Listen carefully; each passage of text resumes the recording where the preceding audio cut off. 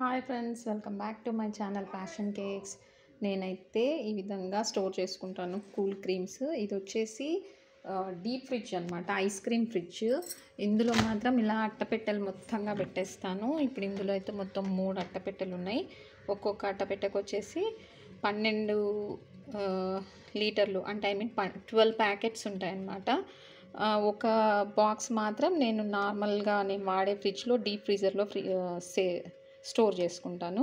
అది కూడా చూపిస్తాను ఉండండి, మీకు అర్థమవుతుంది కదా. ఇదైతే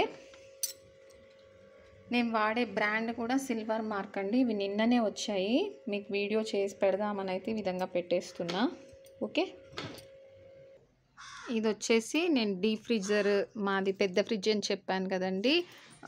192 లీటర్స్, సారీ ఎన్ని లీటర్స్ మళ్ళీ మర్చిపోయా. ఇది వచ్చేసి 398 లీటర్స్ అండి.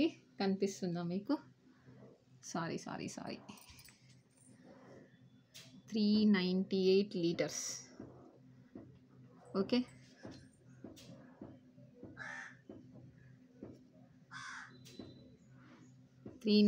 లీటర్స్ అన్నమాట. ఇది వచ్చేసి పైన డీప్ ఫ్రీజర్లో ఈ విధంగా అయితే నేను ఒక బాక్స్ మొత్తం ఇక్కడ స్టోర్ చేసుకున్నాను అనమాట. పాతవి ఒక 4-5 ఉన్నాయి. ఇప్పుడు కొత్త స్టాక్ వచ్చేసి ఒక బాక్స్ మొత్తం ఇందులో స్టోర్ చేసుకున్నాను అనమాట. నేను రెగ్యులర్గా వాడడం కోసం అయితే 1-2 కింద ఫ్రిడ్జ్లో పెట్టుకుంటా. ఓకేనా, ఈ విధంగా 1-2 బాటిల్స్ అయితే రెగ్యులర్గా నేను నార్మల్ ఫ్రిడ్జ్లో స్టోర్ చేసుకుంటూ ఉంటానన్నమాట. ఇప్పుడు ఇది ఒక ప్యాకెట్ అయిపోయింది అనుకోండి, ఇంకో ప్యాకెట్ రీప్లేస్ చేస్తూ ఉంటానన్నమాట. ఈ విధంగా అయితే మొత్తం కూల్ క్రీమ్ నేను మొత్తం ఈ విధంగా ఫ్రిడ్జ్లలో అయితే స్టోర్ చేసి పెట్టుకుంటున్నాను అనమాట. మాకు తొందరగా దొరకవండి, అందుకని ఇంత స్టాక్ మెయింటైన్ చేయాల్సి వస్తుంది. ఓకేనా ఫ్రెండ్స్, ఈ రోజుకైతే ఇంతేనండి.